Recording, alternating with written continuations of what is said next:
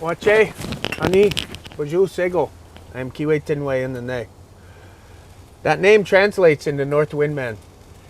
I'm from the people of the Mushkegowuk, people of the river, Chapleau Cree First Nation, Bear Clan, and I am a beautiful person. Saying that, I have another beautiful person sitting with me here today. And I would like to offer you this for your time and for what you're going to share today. And we're just going to hang out. There's no agenda, there's nothing going on. But Leanne, thank you so much for coming. Thank you much for having me.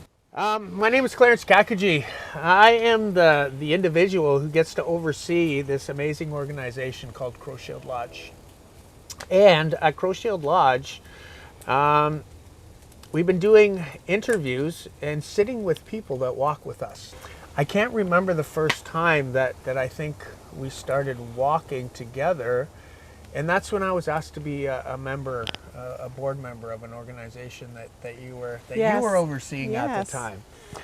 And that was pretty amazing because that was my introduction to meeting you. And I was on that board for a while, and then for whatever reasons, I think my career was starting to take off, or I was just finding my footing, and I was starting to look towards creating something like Crow Shield Lodge. Mm-hmm. But Leanne, I can't thank you enough for taking time out of your day to sit here with us and me today. And maybe you could just introduce yourself. My name is Leanne Hundt. I am the Executive Director of KW, Urban Native Wigwam Project. I am Anishinaabe from Sagamok First Nations, but I spent most of my time growing up on Chapleau, Ojibwe First Nations. And yeah, grew up and raised in Sudbury after that, and came down here as 60 Scoop. Wow. Yeah. Chapleau, you said Chapleau. I did. And 60 Scoop. Yeah. Well, we have two things in common right there. Yeah. I'm also a 60 Scoop claimant, and I'm from Chapleau. Oh yeah. Saying that, I was never brought up there. I didn't live on my reserve. I don't know my language, and I didn't reconnect with my family until I was 20 years old. But I do know Chapleau Ojibwe, and you have to really be paying attention because, you know, it's quicker than a blink of an eye. Yes. That you can drive by that road, Yeah. and that has about 8-10 houses on it. Yeah. And there goes Chapleau Ojibwe. But I had no idea that that's where you grew up. How many years did you spend there? It was only about 4 years. 4 years? Yeah, on and off. My grandmother kind of stepped in when my mother wasn't able. Okay. But we spent a good year and a half there in their custody until we were taken. But yeah, a lot of good memories. I've gone back there as an adult now too as well a couple times, and so it's interesting how little that reserve has ever changed. It's still the same road in, it's probably still the same 10 houses. But yeah, I'm still in touch with a lot of my family from there. Nice. Great ties to that community. Yeah. It's beautiful, beautiful piece of creation there. Yes. You know, with the Wildlife Reserve, Chapleau Wildlife Reserve, and just all the different lakes. Yeah. I guess at one time it was all about logging, and there was about 6 or 7 different mills around Chapleau, which has compromised the water a little bit, but you can still, there's so much amazing fish there. You know, I went back to Chapleau too a few years ago, and it was after I was finished college, and I went to, I wanted to go talk to our chief. And at the time, my cousin was the band administrator, so I sat with both of them. And after about an hour and a half, 2 hours, I made a decision that's where I'm from. But Waterloo region is where I want to make a difference. It's not the right time. Yeah. And that's what we're finding about what we've created here, is that Crow Shield Lodge, it's either the right time or it's not the right time. To do things, to meet people, to vision. But I don't think we could have done this 5 years ago. You know, I don't think the region was ready, and I don't think some of the people were ready.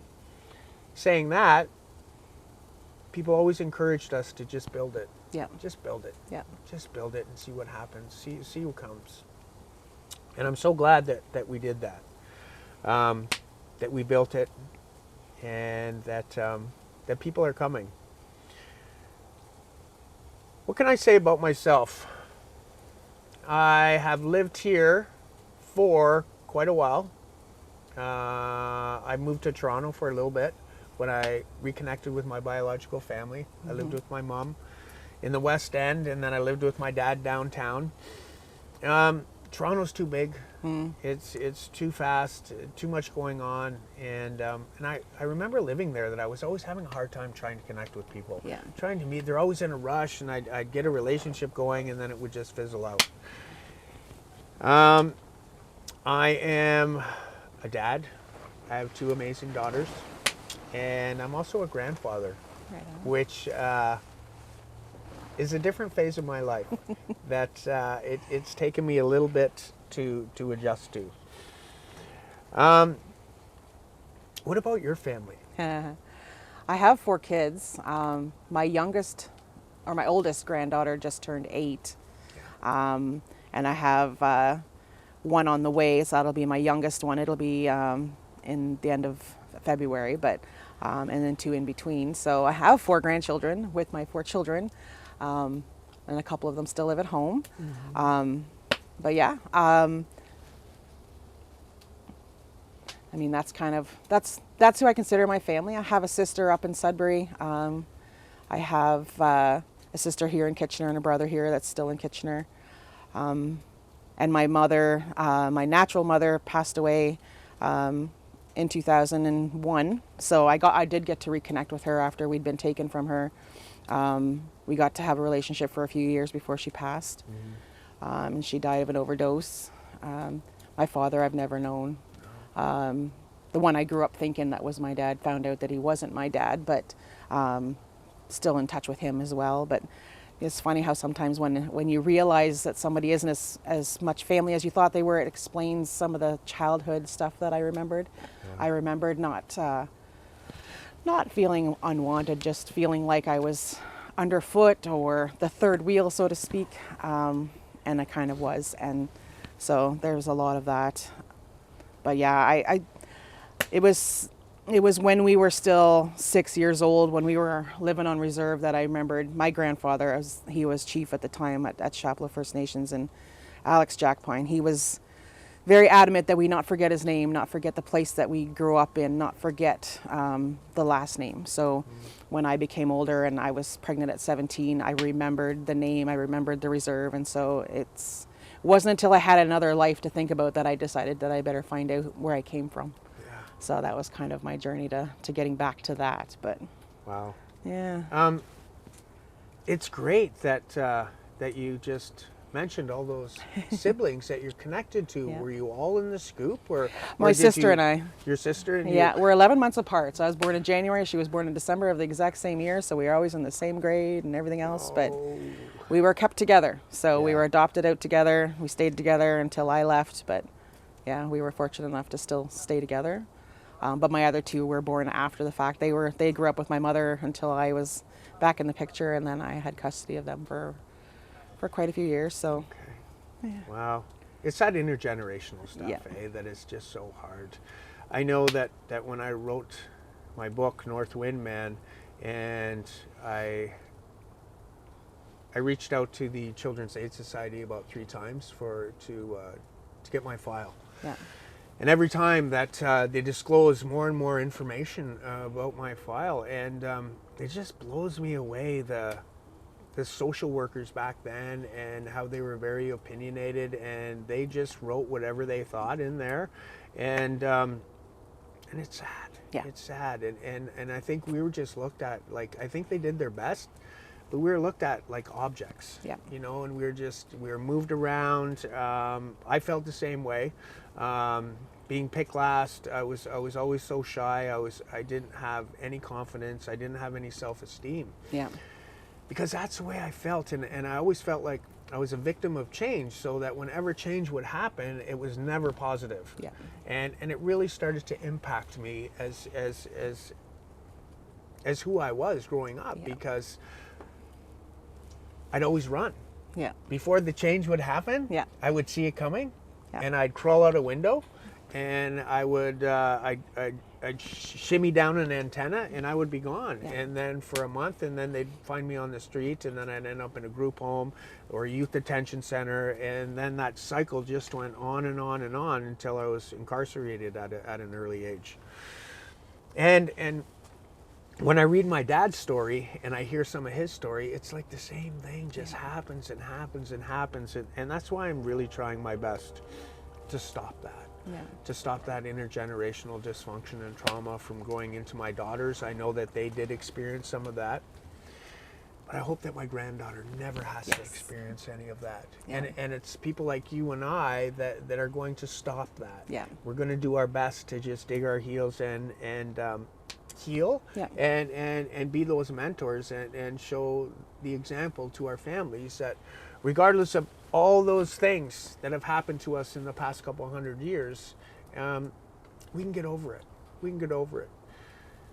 But it's hard because sometimes we have to take those first steps ourselves. Yeah. And it scares the crap out of us.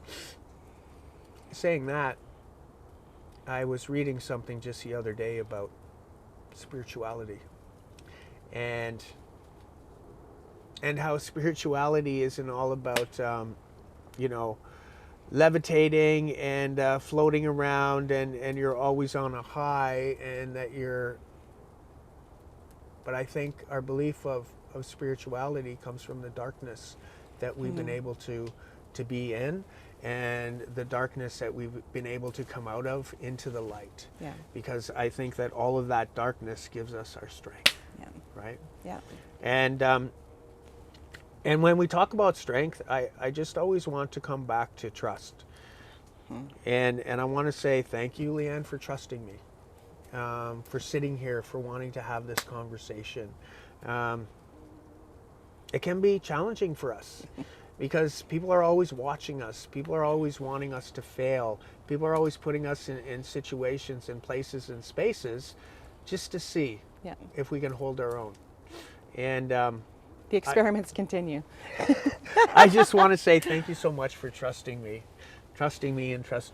and walking with us. You know, we have fun. Yeah. We have fun. We laugh a lot. We have we go down some pretty deep holes with some conversations. But I can always say that when we go down those deep holes and we lean into those conversations, it's not about us. No. It's about our community. Yeah. It's about our people. It's about what can we do to give them what they need to move on in life. Yep. Or what can we give them to sustain what they have? Other options, I think, is one of the biggest things that we provide that they don't seem to get from any other places. It's this way or that's it, right? And I think that that's one of the biggest things that Indigenous organizations do is we look at so many different ways that something can be done and giving them the choice and giving them the options. There isn't just one way to go or even two. Sometimes there are many ways. And so I think that's one of the great gifts that we've given to a lot of people is there's more than just one way to do things, and getting people to see that people who have fallen down know how to get back up, and that we are real people and that we face some stuff, and while we still work through that trauma every day, that we're not sitting here saying that we're healed and better, and that they can, that we can relate a little bit more. And I think that that's a big thing that I think that people look for. You don't understand what I'm going through. Well, maybe not exactly, but I think that there's something to be said for lived experience. Yes, so much to be said for lived experience. Yeah. That's where the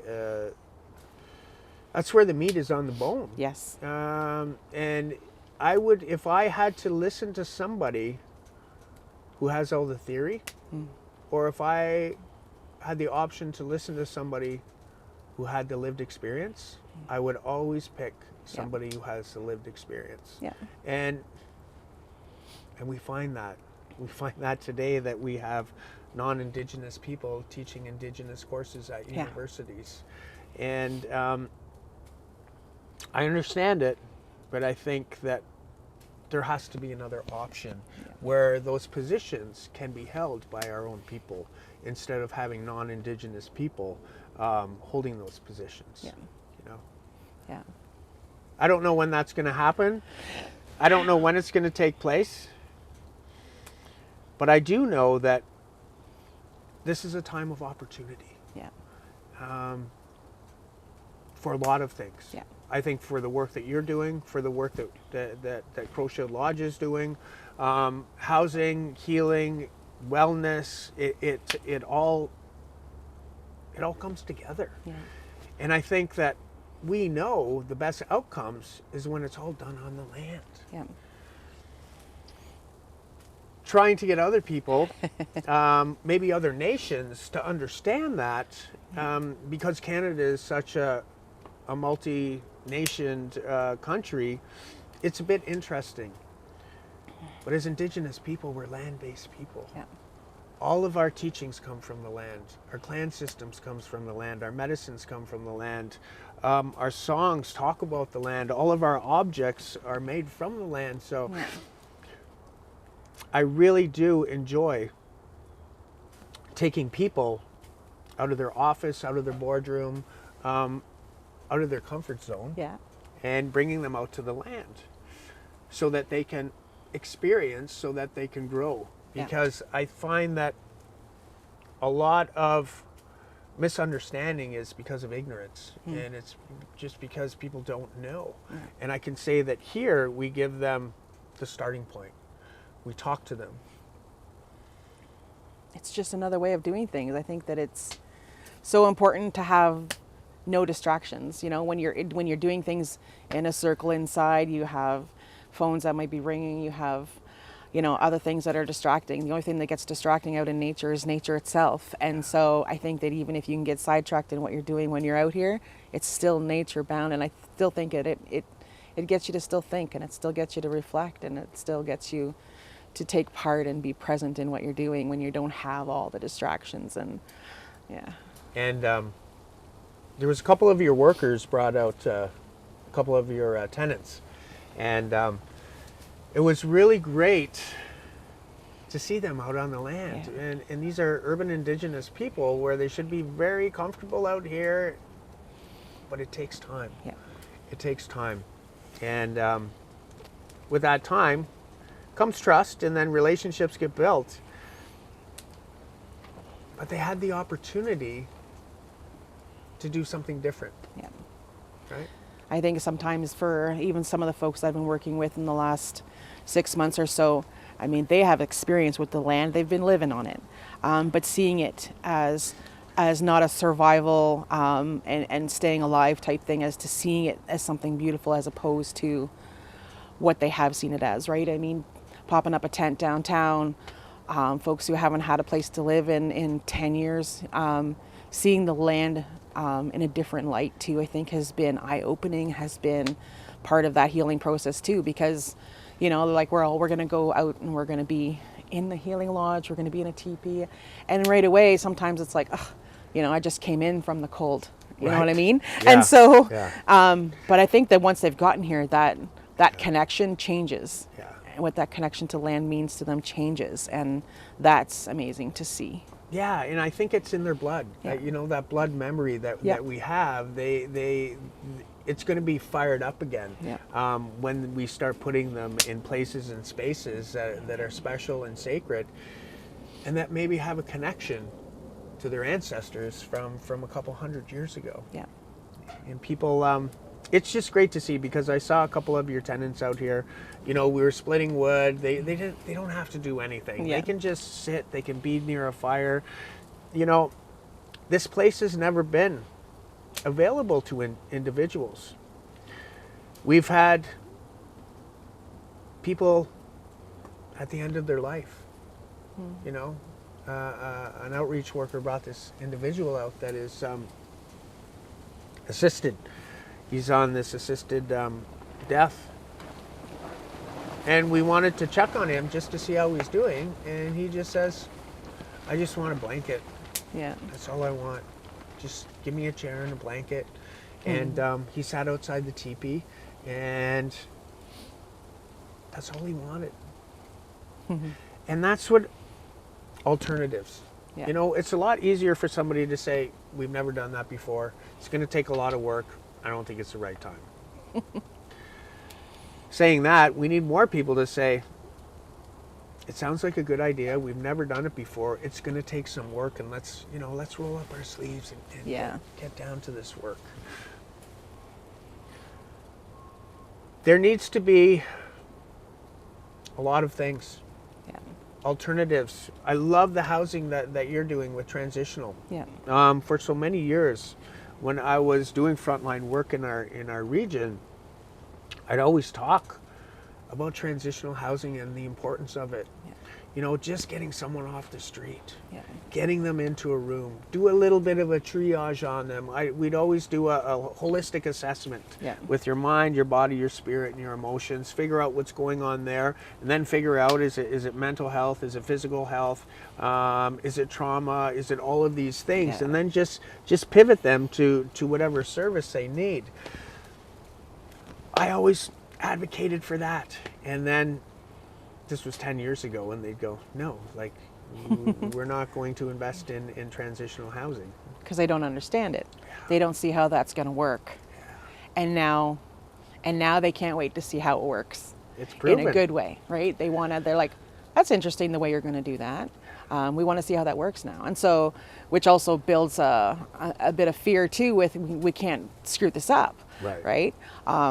But we're not going to screw this up, because even if we make mistakes, we're going to learn from them. And I think that looking at what is success, it has to change that definition for the folks that don't understand, because the way that we measure success is different. Yeah. We've built a sense of community. People who haven't been housed in a long time feel like they're home. They call the place home.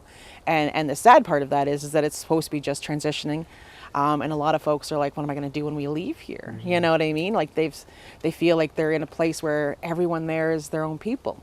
You're right. Nobody's seeing different nations per se. It's just their own people, and there's a sense of safety there. And and it didn't even need to be any one particular thing, except for that it's just a place for individuals who are identifying as Indigenous, and they feel at home, and they feel safe. I mean, always lots of hiccups, but I mean, I think the biggest part was being able to say we can do things as a group. You can come down singly and do things, but it's amazing. You can light a smudge in that office and people will just come down. Wow.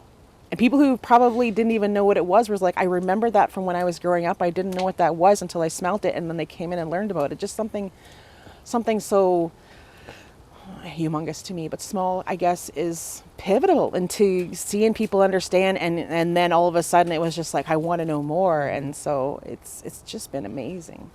So how many people are in that transitional? 28 people are there. 28 people. Yeah. And you've given belonging to. Yes. Right? Yeah. And community. Yeah. And a connection. Yeah. And choices. And I think choices. that's the biggest thing. They have plenty of staff to talk to. They have different things that they can do. If they don't want to focus on the spiritual piece, that's fine too. But inadvertently, they're learning about it anyways, just by the way we have the space kind of worked out. All of the rooms are named after one of the 7 grandfathers. Each room is one of the 4 colors of the medicine wheel. They may not necessarily get the teachings of them right away, but they do eventually ask for the significance of what that means. And in that instant, then they're learning culture. They're learning a little bit about that. And so trying to incorporate those things, take away the numbers, take away the forms, and how we do things. So we don't ask them to do a whole lot of stuff, but every time we do something with them or they express something that they would like to have, it fits on that medicine wheel. Nice. It fits in there to build the balance that they need, so that when they leave, they can see their own success on the fact that that medicine wheel is balanced out. And so that has been a visual piece that they can see, but it's also a successful piece that they can take with them that nobody can take away from them. Right. So those measurables, how do you prove those measurables or show them to the region if they're kind of in the gray or they're not trackable? Yeah. Well, and that's been the fun thing about the Right. systems they have, and trying to, when we've worked with someone and they've come down later then to get more information about a ceremony that we talked about or that's happening or that there's something going on, there's no place to check off that they came in for that. Right. You know what I mean? And so it is very hard to measure what we see as successful. But I think at the end of the day, especially with transitional housing, the success they're looking for is, did they get permanent housing at the end of all of that? So that's just, and that to us is just such a small piece to the work that we're doing. So That's great. I remember when I was doing frontline work, and I I was working with this woman in Cambridge, and I knew she was full-blooded Indigenous. Yeah. Like I was dollars to donuts. But she didn't know. She was part of the 60 Scoop. She was totally displaced from her family, from her culture, from everything that made her original person of this land. And then I helped her fill out an application for a 60 Scoop.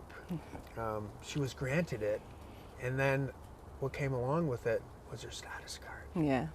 And for her to finally have that card when she was over 55 years old, it gave her identity back. Yeah. It gave her something that was missing her whole life. And from the 2.5 years that I did that frontline work,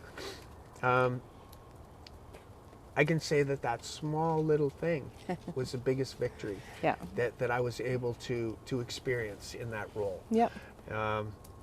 And it just all aligned. And it wasn't easy filling out that paperwork and trying to find that individual and get all those documents done. It was very challenging, but it was nice to see that. Yeah. And then I transitioned out of that role. But it was an amazing feeling Yeah. to be part of that and to leave and Yeah. to be able to take that with me. And it was so small to somebody, but to me and to her, it was the biggest thing that ever happened. I've been working in this community since 2003. Right. And when I had to do my application for the 60 Scoop, I had to apply for my status card. I'd never had my status card my whole life. Wow. And basically didn't think I'd ever get it. Yeah. Had no desire to get it and be rejected or denied. Yeah. You know what I mean? There was a fear there that of applying was going to tell me that I wasn't who I thought I was or something. So, but in order to qualify for the 60 Scoop settlement money, you had to apply for your status card and you had to get it.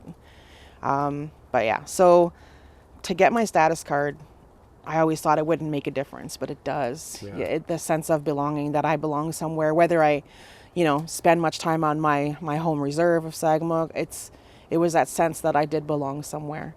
And in a world where in the last few years, having that proof has become almost a necessity in order to be able to do certain things,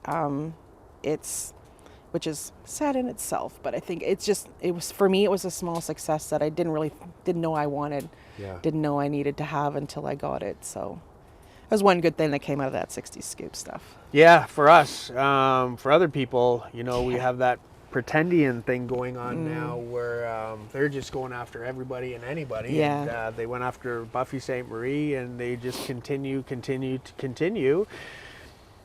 And I think they should be. Yeah. If there's non-Indigenous people pretending to be Indigenous people, taking money, taking jobs, taking positions away from Indigenous people, I think they should be held accountable. Yep. Right? They hold everybody else accountable. Yep. Right? How many times have we had so many experiences with people who don't want to even admit that they are Indigenous, and then we have people profiting off of saying that they are. And I think it's there was so much shame that came with being Indigenous for us as we grew up, because we were. So for somebody to claim it when they're not, it's very frustrating. Yeah, and there's still that today. Yep. There's people that still call us Indians. Yep. Because they don't understand, or people will say, okay, well, I don't want to mess this up, but what are we supposed to be calling you now? Is it Indians? Is it Aboriginals? Is it First Nations? Is it and at least they ask. Yes. Right? At least they ask. But I've been in places and spaces where people still call us Indians. Yeah. I've also been in places and spaces where we can't bring our full selves. Yeah. We can bring our body, but we can't bring the medicine, or we can't bring the smudge. Saying that, where do you see the gaps? Where do you see the gaps in our in the system? services? Yeah. And I think in our system too is acknowledging some of the strengths and what the gifts our folks have, because a lot of the times I find that without those little letters after our names, we're not taken seriously. Right. I think there's a lot of tokenism that happens in the community, where are we invited to tables because they genuinely want to hear about what we have to say, or is it a checkbox that they are making sure that they've heard the voices of, or at least they're included, So I think that finding genuine folks who are being intentional in our invitations to attend councils and committees and events in itself. I think that there's a huge gap in the compensation for a lot of our folks and the work that they do out there. And I think that the value of the work that we do and the contributions we make to successes of the folks that are down, I don't think that's acknowledged very often either. Right. But I think that, it comes down to the fact that we are the ones working with our folks because we're the experts in that. That's our expertise. That's the work that we do. It's what we know, and they should value that. Yeah. And our folks should get valued for the experiences they bring forward. So I think that there's a lot of gaps in services. Don't get me wrong. I think that there's a lot of gaps, but I think acknowledging the organizations that are already providing the expertise and giving them the funds to actually carry out stuff is something that they have to listen to a little bit more. I think you're right. And when we talk about gaps, we talk about things that sometimes people don't want to do.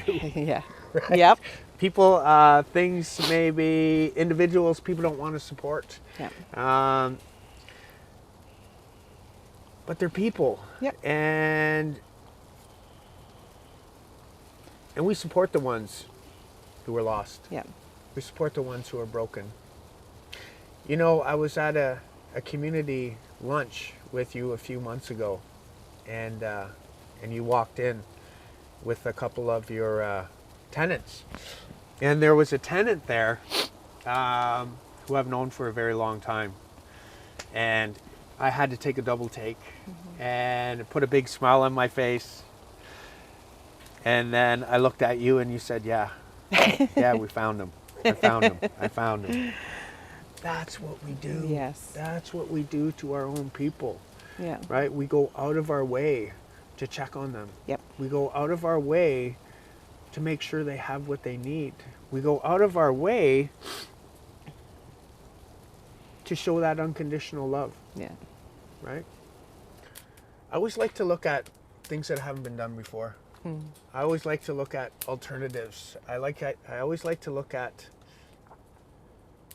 things that scare people, right? And when we talk about things that haven't been done before, I'd like to figure out how you and I, along with the region and whoever else wants to be invited in this or be a part of this, how we can figure out how to do transitional land-based housing. Yeah. I think it would just be so amazing if we could bring your tenants, if the ones who want to be in this program where we could set up 10 cabins. Yeah. Where they could come stay at Crowshield Lodge cabins along with transitional housing for a period of 6 months to a year, and then they could transition into permanent housing. Or maybe they want to go home. Yeah. Because there's so many individuals that we find that once they have what they need, Yeah. and that identity and that stability and the foundation, some of them want to go home. Yeah. Right? It's crazy because it's not crazy, it's unfortunate that, a lot of them ran away from where they're from. Yep. But now when they found out who they are, why they are, and what their purpose is, some of them want to go back home. Yeah. And I think that's just the beautiful thing of wholeness. Yeah. And hope. But I think if we can figure out, Leanne, a way to do this transitional land-based housing that's never been done before. Yeah. And they're also talking about now they have to relocate that encampment. Yes. Up in Waterloo. Yep. Up on Herb Street. So I think it's time for a change. I think it's time for a new year. And just what would your take be on that transitional land-based housing? I think that's when you talk about gaps, that's definitely a gap. I know that in our location, we don't even have land. It's all concrete. Yeah. So we're grateful that this space is here, but a place for them to actually be 24 hours a day, to have that connection. I think connection is a big piece that's missing in a lot of our lives. Positive connections as well. I think it would be absolutely amazing. I think that you know, we've done a few nature walks, and obviously we bring people out here. They crave that, right? It's for them to be able to do that by choice. I think that choice, that connection in a positive way takes away some of that negative stuff that they've had to when they've lived on the streets, and where they have felt at their most vulnerable and their worst, maybe even, that we can take something like that and make it such a positive connecting piece for them. Definitely, you know, like we are going to be looking for space in a couple of years, and I said, as long as there's at least a little piece of land to it. Like, you can't, you know what I mean? There's something to be said for putting tobacco down when you have to go for quite a ways to find some place to put it down. Right. You know, places like what you're talking about, I think could be the pivotal piece that does the work that we can't. You know what I mean? Mm-hmm. That connection is such a big piece to the land. And so, yeah, I really think that if whatever that we can do, I would love to be a part of that. I would, we're gonna make something happen. I just don't know when. I don't know if this is the right time to be doing this. I think it is, but we want to give them the foundation of kindness. We want to give them the foundation of honesty. Mm-hmm. We want to give them the foundation of strength. Yeah. And we want to give them the foundation of sharing. And if you have those 4 foundational pillars, I think that's what life is based on. Yeah. Right? Yeah. Yeah. Can't really stand I can't put a table together without 4 legs. I think that's right. I think that the giving people the foundation of something that they can't take away from, that they know that they need to build on, is, you can't build without foundation. That's right. Right? Everything, nothing, you're not secure, you're not balanced without foundation. And I think that that's an amazing way of looking at things. I love that. And I think that would be really good for land-based transitional housing. I think it'd be amazing. So Leanne, I want to thank you for your time, taking time out of, we believe that's the best gift you can give, because it's a piece of your life that you're never going to get back. So thank you with gifting us and me with a piece of your life. I appreciate it. And we look forward to working together and walking together with you and seeing what we can create for the people. Yeah. You know, for the urban Indigenous people, so that they get what they need, so that they know who they are, and that they have some direction in their life. I'm excited. So thank you very much. Thanks for your time. Thank you. You're amazing. Keep up the good work, and you have an awesome, kick-ass team. I do. They are amazing. You do. So keep it up. Thank you. All right. Thanks again. Thanks. Bamapi. Bamapi.